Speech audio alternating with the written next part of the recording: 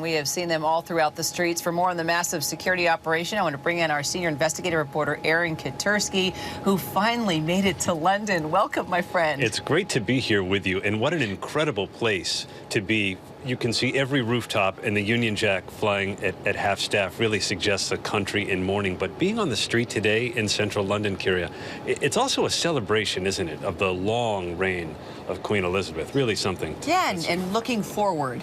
That's, you know, I was listening to one of the services at one of the churches, and that was the conversation, is that, yes, we've had our time of reflection, our time to mourn. We still are, but at the same time, we must look forward and celebrate her life, and then move into the next reign, which will be fascinating to watch indeed. And we're going to get you a coat, that is for sure, because you will need that this week. But clearly, this is probably one of the most complicated and one of the biggest security operations in British history. In fact, Scotland Yard said today this is, with some understatement, hugely complex and probably the largest single security operation ever undertaken by the Metropolitan Police. It will require as many as 10,000 officers on the street to help not only manage crowds, but keep everybody safe. That includes the royal family. It includes all the dignitaries, President Biden among them.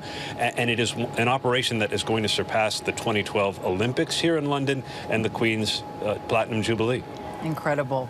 And we were just talking about, you know, we all woke up this morning to the news very early about the stabbing. 2 police officers were stabbed not far from here, over in the West End in Leicester Square.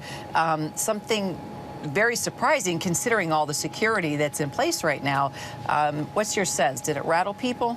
It may have, but it's also such a rare kind of an attack in this country. The mayor of London made special mention to say this is a rare thing, and that everybody who is in line to pay respects to the Queen in curtsy before her coffin is going to be perfectly safe.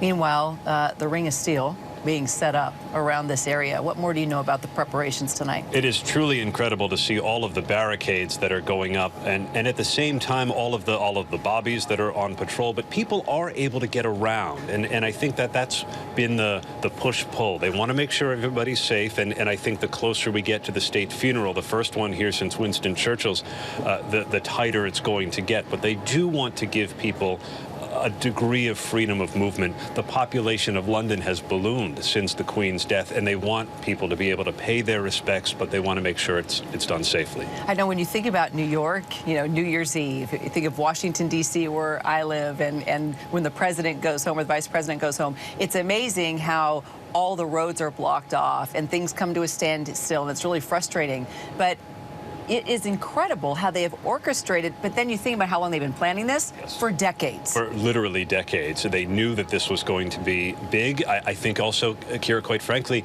they're talking about a cold night tonight, and they're warning people in line that they're going to have to prepare for that. But this time of year, it was a nice day today. People were out. There were some concerns with hydration and exhaustion, but people have been in and around the crowd to make sure everybody is going to be okay.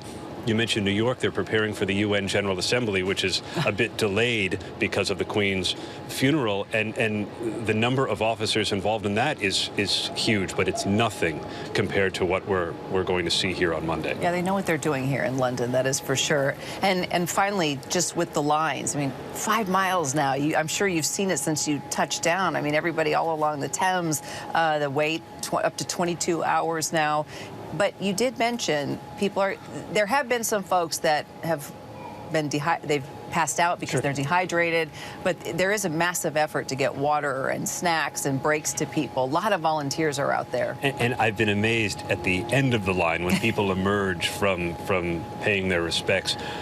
So many smiles on people's faces. They said it was a 12-and-a-half-hour wait, or even now up to 22 hours in line. But nobody looks worse for wear. They say the moment was so powerful when they finally get into Westminster Hall and are able to curtsy before the Queen, that they say it was entirely worth it as they pay tribute to her long reign of service. I just love the phrase that I kept hearing, meditative magic. It really is. It's just, there's something about it that's quite chilling. It's beautiful to watch and to see those guards 24/7 looking after their Queen. Aaron, we'll be talking a lot all the way till Monday. All right. Hi, everyone. George Stephanopoulos here. Thanks for checking out the ABC News YouTube channel. If you'd like to get more videos, show highlights, and watch live event coverage, click on the right over here to subscribe to our channel. And don't forget to download the ABC News app for breaking news alerts. Thanks for watching.